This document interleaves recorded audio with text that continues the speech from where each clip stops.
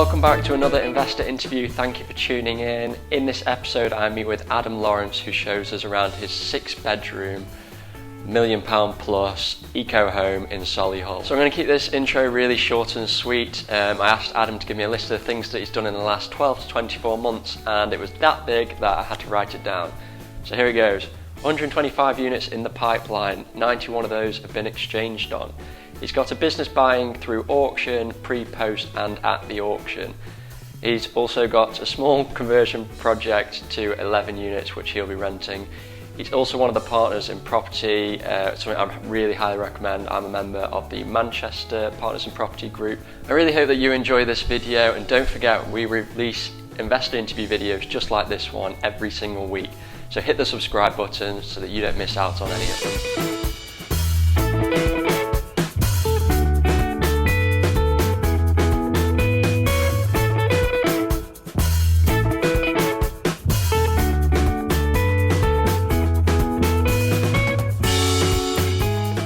From the start, what happened is we are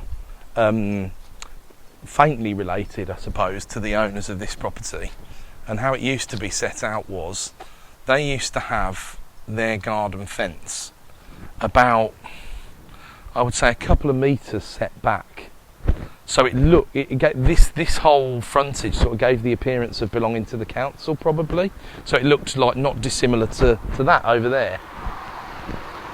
And so I never thought to sort of, I'd never asked them the question or anything like that. So they had a letter through the door one day, and because obviously they know me, they rang me up and said, well, what's this letter about? Because someone basically had used Google Earth and seen the plot and obviously overlaid it in a sort of land insight Nimbus kind of way and realised that they owned the whole plot. So they'd approached them directly and offered them a couple of £100,000, which I knew very quickly, because this is only a couple of miles away from where I live, I knew very quickly was far too cheap for it, because plots are very, very difficult to come by around here. So once we'd established that they did own the whole thing, I gave them a lot of free advice and said, look, go and speak to this person and this person and this person, this agent, this land agent. They'll tell you what it's worth. They might be able to put you in touch with a developer, but don't do anything until we sort of speak again. So they did all of that. We spoke again, and that they'd given them much more a figure, much more like what they thought it was worth, and given them a few options. So one of them was demo their house, and then there could be 3 built on the site, effectively. One of them was just do the back garden infill, and one of them was just sort of carve it off and sell it as a plot. So we went through all of that, and we did a bit of negotiating and a bit of horse trading, and they basically turned around to me and said, well, do you want to buy it? Which it wasn't even in my mind at the time, because we were looking for a plot, but we were thinking about going a bit further out. So this is only 10 minutes walk from Solihull town centre, 5 minutes walk from the railway station. It's a really good location, but we were looking for something a bit more rural. But what happened, as these things sometimes do, is they turned around and said, well, do you want to buy it? So I did a bit of a deal with them in terms of deferred payment and something that would make it attractively financeable without sucking up lots and lots of cash to start with for me, and we agreed the deal. So then that was subject to planning. So we went and started getting planning. Garage door went on yesterday, so we've kind of actually, let me show you. So because they made us do this as a sort of semi-integral garage, I could only describe it as, what we asked building control if it was okay to do was, because we're never going to garage our cars in there realistically, and if we wanted to do that we would gate the property, generally speaking, rather than garage it. So instead we've created quite a functional space so we can have sort of camping kit and maybe bikes and things like that in there. So it's not a full length garage, it's more of just a bit of a store. So that was what we decided to do. Yesterday the cabins, so we had a storage container and an office as well, so they were on site. They got craned out yesterday, so we were morning Ross, you alright? So this is timber frame, right, and then so these are brick slips, and the planner's vision, the planner's requirement in order to get it passed was to do a mixture of the render the brick, and they were specific on the colour of the brick, not down to the actual shade, but it had to be red brick because that would fit in with everything around here. And then tiles, which you can see there, we've used these sort of more roof style tiles, and they're being laid in a pattern there. We're just waiting for the rest of the tiles to be delivered. And then we've obviously had the sort of the darker window detailing, which is an interesting thing really in terms of their requirements, because you would say typical planners, because if you can see that house there, for example, Ali, that's on the sort of almost the plot mirrors this one, we'll look at that at the end, but it doesn't fit in. It's in keeping with absolutely nothing around here. So it's just them being what they want to be. But it wasn't markedly different. It was just quite expensive to do the multi solution on it. But the timber frame was the expensive thing, because if you look at the proximity to next door, obviously we're a metre away from the boundary, they're a metre away from the boundary. Because of it being timber, post Grenfell, there's an incredible amount of fire insulation that needs to go in because of the proximity of the building. So that was quite costly as well, and that wasn't something the timber frame manufacturers told us at the outset, so it got added on, which was a bit naughty given that they already knew that was the case. But with what are called Passivhaus principles, so it's not a badged passive house, but it hasn't got mains gas hooked up. It's all electric. It's got solar PV panels on the roof, and it's got triple glazed windows, and it's effectively airtight or very nearly airtight. So I'll explain how the system works when we get in there. You know, even the tape for the windows is something ridiculous, like 50 quid a roll or something. It's crazy. So wanted to create a bit of a wow factor on the way in, which was why I had the near floating staircase with the string the way it is, so you can see all the way through to the back. This is the snug, so it will effectively be the sort of quiet lounge, if you like, and then we're going to have so that'll be the TV wall, and sofas and things will be there, and it's a bit of a quiet room because you'll see how the rest of it's been laid out. This is the downstairs WC, so the top layer of the screed's just going off at the moment. And then in here we've got, this is effectively the rest of the garage that we've reclaimed. So you can see sort of what we would have had, if you will. So this lot is the eco-style plant stuff that we've got. So in theory, these houses need no heat sources whatsoever. That gets people very nervous, generally speaking, including me, to be honest. And because it's not a fully badged passive house, we've just had it very, very nearly. It seemed to me that you could get 80% of the benefit for not quite 20% of the cost, but you didn't have to spend loads more. Although what I was advised on the way in was, the project manager said to me, said everybody who does one of these wishes that they built it out of traditional methods at some point during the build. And it has been. I went on a course at Coventry University that was about passive houses, and they said that a build costs about 10% more to do as passive. Not really true, but we'll end up delivering this with the finish at about 1,700 a metre, so it's not terrible for the finish that we're going for. But you would think maybe we could have done a bit better, maybe. And we have used a project manager as well, so that's obviously been costly. So this is the mechanical ventilation heat recovery ducting. So what will happen is this will be enclosed with some joinery that we're having built, so you'll have access to it, but you won't have. You won't be able to see it all, and then this will be just generally storage. You might have it as a bit of a little study or something like that, but you can see the ducting. Basically it extracts from hot rooms like kitchens and bathrooms, and then it pumps it out into cooler rooms, and the air that comes in comes through a heat exchanger, so it's very efficient. So the energy bills are extremely low, especially with the PV panels in place like they are. And it's an electric boiler. Now, these days the electric boilers can get up to sort of 85 degrees heat, which they haven't historically been very good at doing, but that's effectively what you've got there.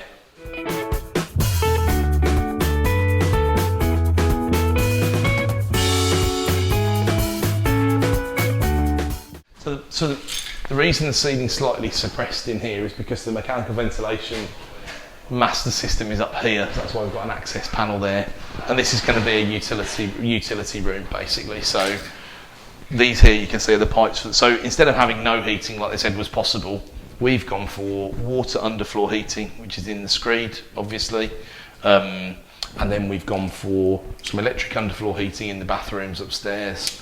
And we've also got an air source heat pump on the side of the building, which we'll see when we walk around there. And that was really belt and braces, but we didn't want to take any chances, because rather that than retrofit it. Because the thing is, you can imagine once it's airtight, you don't want people knocking holes in the walls at any cost, realistically. Otherwise, you've got a potential problem on your hands. So this goes out to the side, and there'll be some units there. This will be sort of washing machine, tumble dryer, and then this walks into the kitchen / diner / family room, basically. Hi guys, you okay? So you'll have kitchen units flush down here. Then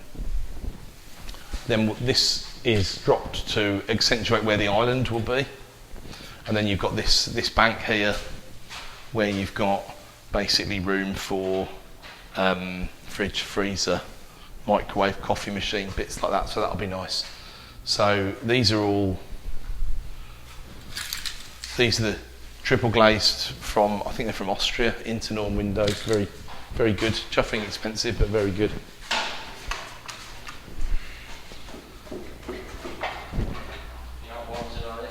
And then that lot comes out to where we're going to have a decked area, swim spa.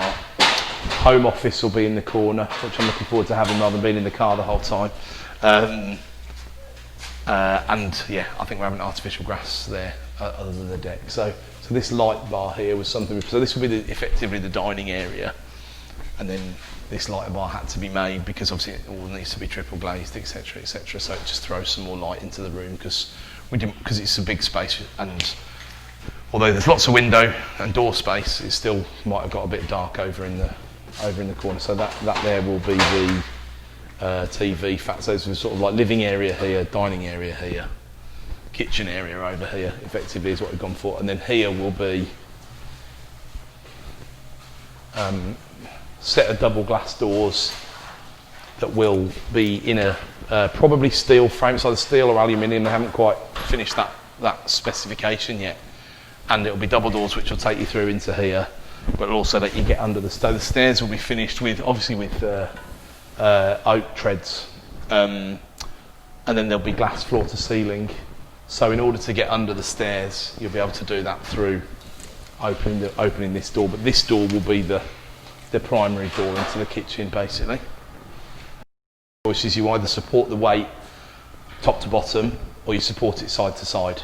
Side to side, you would obviously need to strengthen this wall quite significantly, and then everybody starts to get very nervous if you've got glass supporting. And the price just goes up to totally insane levels to do that. So top to bottom was far, far better.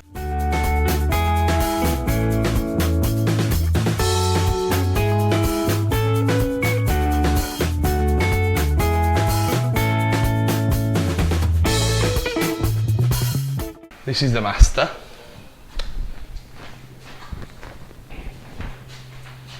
So you have dressing area over this side, which will be enclosed by slide doors, slide wardrobe doors that are being made.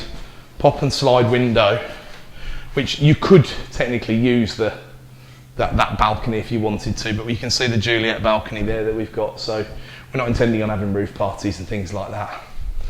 And then made some progress in here as well. So this is the master ensuite, and we've got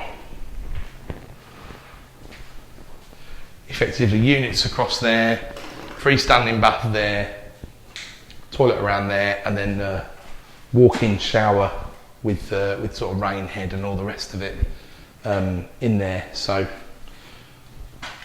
that's us sorted anyway. So this is bedroom 2. So yes, some tiling progress in there. So you can have a look there. We've used slightly contrasting tiles on the floor, porcelains that are brick pattern laid, and then in most of them you can just see there where can't claim any credit for the design. My wife's done the whole thing. I have no taste whatsoever, so apart from in my wife, obviously. But she's done those kind of feature walls in where the shower areas will be as well. So that one's coming together nicely. And similarly, there'll be another balcony across the back there, so the windows will match. Not a balcony, but just a Juliet balcony, so the windows will match from the back. So that's bedroom 2. This is family bathroom. So bath with enclosure that's built there that will be tiled in, and then shower behind here, another walk-in shower. We'll have a glass panel up here to separate the two, basically, and then just toilet basin. So should be a nice family bathroom. And she's created a lot of these kind of shadow gap style things, or these. So lots of these are for either for special lighting or for concealing curtains and things like that. So there'd be a lot of stuff you won't see, but motorised. Really, really clever from a design perspective. So bedroom 3, which I think we've elected, we're going to use a bit more like a playroom for the kids. So you've got obviously this is where you've got the view at the front, and you've got a similar angle there. So that window will only open, will only tilt rather than open out. And you can see there where that's there for the curtain motors, you see. So there'll be a shadow gap in here as well, which will conceal the curtain motors. And in all of them, we've used absolutely all the space that we could. So you've got access into the eaves as they start to pitch. So there's lots of storage in every room, really. And then every room's having fitted wardrobes as well. So I'd say this will be mostly, and then you can see on the wall there, that's for the playroom telly kind of wall, effectively. So presumably it's a truss ceiling. It's I can't remember what you call the truss. Posi joists and so you'll see when we get upstairs. The posi joists are necessary really, so you can get the ducting.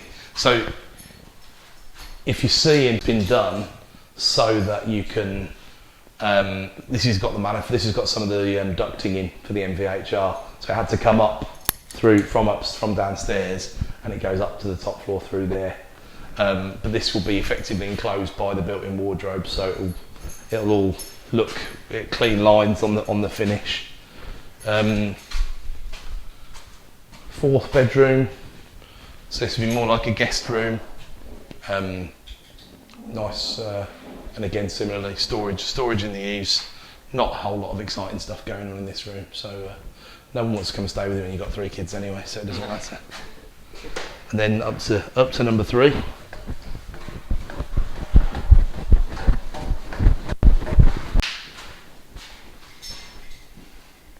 So it's bed 5. So one of the nice features, we had a few doors delivered that were not perfect. So what we did instead is the joiner cut them down to size so that they could even match the main doors, which I thought was a really nice touch. And you can see, if you poke your head in there, you can see the storage goes quite a way along in this room. So you've got quite a lot of, so yeah, we're pleased. We managed to get sort of, I mean, I'm not tall, but you've got a decent head height for me anyway, to there. So there will be further sliding wardrobe doors in here anyway, so just to make the use of the space, but you've still got quite a lot of room. And then we did the wet room in here rather than a full bathroom, because we wanted the light from the Velux to be able to come into the room. So you've got the 2 Veluxes there, and then in there you've got bathroom ready for second fix. So just slot drain, toilet at the back, and then again you've got a nice looking, slightly different feature wall in there if you want to go in and have a look at the tiling detail. I'll get out of the way. But it's a decent size room and decent size bathroom in the end. Yeah, I didn't expect that when I came around the corner. Yeah, it's a good size for. And then bedroom 6. Similarly, same again with the door there, and again the storage goes back a long way. And here you can see it. You can see it a bit more easily because you've got, again, can't remember why that was necessary there, but nothing to do with the stairs. I can't quite remember, but there's something hiding behind it, obviously. So you've got access here as well, and in here this is where it's almost a den style arrangement really for a child. So again, the sliding wardrobe doors will be in there, and you'll see it's a little bit more of a girls' bathroom, not insanely pink, but it's what my wife's designed for our little girl. So, and she's got a nice, really nice. The Tyler Kerr stuff are doing it, but there's like a herringbone feature wall in here, which actually looks really nice. Took him a day to do it, but I think it was worth it. So you've got nice shower enclosure there. I haven't got the skills to be honest. I did a 1 week plastering course once, intensive plastering course, and then I plastered the first project that I tried to project manage as well. And I just over plastered. I plastered under the stairs. I plastered stuff you just would never do. And the one thing it taught me, mate, is I don't want to be a plasterer. It's hard work, really tough. So that's one of the vents, yeah, exactly. So the MVHR in here. So obviously there's effectively 2 in these rooms. So that will be pushing air. So basically they measure this, and I always get confused about the metric, but they measure it in number of changes of air per hour. So the whole house, I think, changes its air every 45 minutes or something like that. So effectively it comes in, it goes through a HEPA filter, and it's the transference. So let's say the heat leaves the building at 21, because that's the kind of temperature it's aiming for, and it comes in at 12, then 90% of the heat that's transferred, so the 21 transfers, I've made the numbers too difficult to do, 8.1 degrees, so the 12 will come in at 20.1, and then the natural heat that is created by body heat, by air, it makes up the difference. So it only starts to go remotely wonky at about -5, which you would say normally we don't get, but we do get it on occasion. And the mechanical ventilation heat recovery system has got a small, very small air source heat pump on it, so it acts as a booster. But we've also got the bigger air source heat pump, which I'll show you, which is a second booster in case we ever needed it. So you can see in the yeah, I didn't realise those were on actually. I didn't notice that. That one will generally be exhausting from the hotter, wetter area. So it's taking moisture, it's taking the warm air, and then that will generally be pushing in to this area.